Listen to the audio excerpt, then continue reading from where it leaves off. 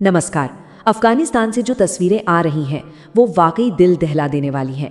हर तरफ मलबे का ढेर, टूटे हुए घर और अपनों को खोजते बेबस लोग। ये एक बहुत बड़ी मानवीय त्रासदी है। लेकिन सोचने वाली बात यह है कि 6.0 की तीव्रता वाला भूकंप इतना ज़्यादा जानलेवा कैसे बन गया। चलिए इस पूरे मामले को समझते हैं कि इसके पीछे सिर्फ कुदरत का कहर था या वजह कुछ और भी है। देखिए, पहले 48 घंटों के अंदर ही मरने वालों की संख्या 1400 के पार चली गई और अंदाज़ा ये है कि ये आंकड़ा 3200 तक भी पहुंच सकता है। ये नंबर इस त्रासदी की भयावहता को दिखाता है और ऊपर से लगातार आ रहे झटकों ने इस तबाही को और भी गहरा कर दिया है। तो सवाल यही उठता है कि 6 की तीव्रता का भूकंप, जो कि मजबूत तो होता है, लेकिन इस खास इलाके में इतना जानलेवा क्यों साबित हुआ? क्या ये सिर्फ एक प्राकृतिक आपदा थी या इसके पीछे कुछ ऐसी वजहें हैं जो हमें समझनी चाहिए? आइए इसी की पड़ताल करते हैं। सबसे पहले ज़मीनी हकीकत पर एक नज़र डालते हैं, देखते हैं कि वहाँ तबाही का मंजर आखिर है कैसा। इस भूकंप का जो केंद्र था वो पूर्वी अफगानिस्तान का एक बहुत ही दूर दराज और पहाड़ी इलाका था। और इसी पहाड़ी भूगोल की वजह से पता है क्या हुआ? मदद पहुंचाना एक बहुत बड़ी चुनौती बन गया। वहाँ के अस्पताल पूरी तरह से भर चुके हैं, बुनियादी सुविधाएं लगभग खत्म हो चुकी हैं और 5000 से ज़्यादा लोग या तो घायल हैं या बेघर हो चुके हैं। वहाँ की असलियत को एक दिल दहला देने वाली बात से समझा जा सकता है। एक कहावत सी बन गई है कि घर इतने कमज़ोर थे कि वो ताश के पत्तों की तरह ढह गए। ऐसा लगा मानो जिन पत्थरों से पहाड़ों को बनाया गया था उन्हीं से घर बने थे और भूकंप के बाद वो घर वापस पत्थरों के ढेर में मिल गए और अपने साथ हजारों जिंदगियों को भी दफन कर गए।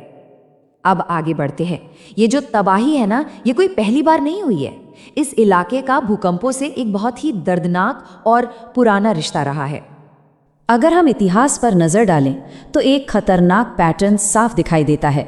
1998, फिर 2002, 2015 और अब हाल के सालों में ये इलाका बार बार शक्तिशाली भूकंपों का शिकार हुआ है और हर बार हजारों लोगों की जानें गई हैं। ये सीधे तौर पर इस क्षेत्र की भूवैज्ञानिक कमजोरी को दिखाता है। ये जो आंकड़े हैं ये वाकई चौंकाने वाले हैं। 1998 का भूकंप सबसे ज्यादा विनाशकारी था, लेकिन हाल के वर्षों की त्रासदियां भी कुछ कम नहीं हैं।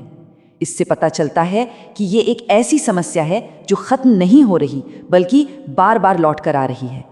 तो अब सबसे बड़े सवाल पर आते हैं, आखिर क्यों ये इलाका भूकंप का एक हॉटस्पॉट बना हुआ है? इसका जवाब जमीन के नीचे विज्ञान में छिपा है। इसे समझने के लिए हमें प्लेट टेक्टोनिक्स को जानना होगा। देखिए, हमारी धरती की जो ऊपरी सतह है वो कोई एक ठोस टुकड़ा नहीं है, बल्कि ये कई बड़ी बड़ी प्लेटों से बनी है। ये प्लेटें नीचे की पिघली हुई चट्टानों पर यानी मैंटल पर तैरती रहती हैं और लगातार खिसकती रहती हैं।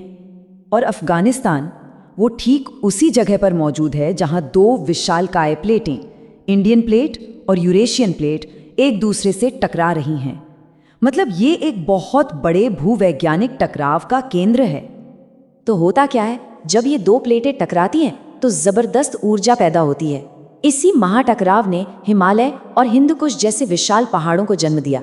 लेकिन ये टक्कर आज भी जारी है। प्लेटों के बीच लगातार दबाव बनता रहता है और फिर जब ये दबाव अचानक से रिलीज होता है तो जमीन कांप उठती है और एक विनाशकारी भूकंप आता है। खैर, इस भयानक तबाही के बीच पूरी दुनिया मदद के लिए आगे आई है। तो चलिए देखते हैं कि अंतर्राष्ट्रीय प्रतिक्रिया कैसी रही है। भारत ने फौरन 21 टन से ज्यादा राहत सामग्री भेजी, जिसमें टेंट, कंबल और जरूरी दवाएं शामिल हैं। संयुक्त राष्ट्र की एजेंसियां जैसे UNDP और WHO भी जमीनी स्तर पर काम कर रही हैं। साथ ही तुर्की और फ्रांस जैसे देशों ने भी मदद का वादा किया है। लेकिन मदद की इस कहानी में एक जियोपॉलिटिकल एंगल भी है। एक तरफ जहां भारत और तुर्की जैसे देश सीधे राहत सामग्री भेज रहे हैं, वहीं दूसरी तरफ अमेरिका ने अफगानिस्तान के अरबों डॉलर के फंड को रोका हुआ है। तालिबान का ये दावा है कि इससे राहत के कामों में बहुत बड़ी रुकावट आ रही है।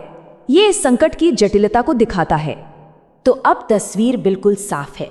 एक तरफ है एक कमजोर आबादी और दूसरी तरफ है एक खतरनाक भूवैज्ञानिक फॉल्ट लाइन जिस पर वो बसने को मजबूर है।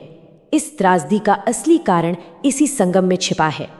तो सबसे अहम बात जो हमें समझनी चाहिए वो ये है कि ये तबाही सिर्फ भूविज्ञान का नतीजा नहीं है। ये शक्तिशाली भूविज्ञान और इंसानी वजहों जैसे कि कमजोर मकानों का एक घातक मिश्रण है। यहाँ लोगों की मौत का कारण सिर्फ भूकंप नहीं बल्कि उनका भूगोल भी बन गया। और अंत में एक सवाल जो हम सबको सोचना चाहिए, एक ऐसी जगह पर जहां प्रकृति की ताकत इतनी जबरदस्त है, क्या जागरूकता और बेहतर तकनीक से एक सुरक्षित भविष्य बनाना संभव है? ये एक ऐसा सवाल है जिस पर पूरी दुनिया को गंभीरता से सोचने की जरूरत है।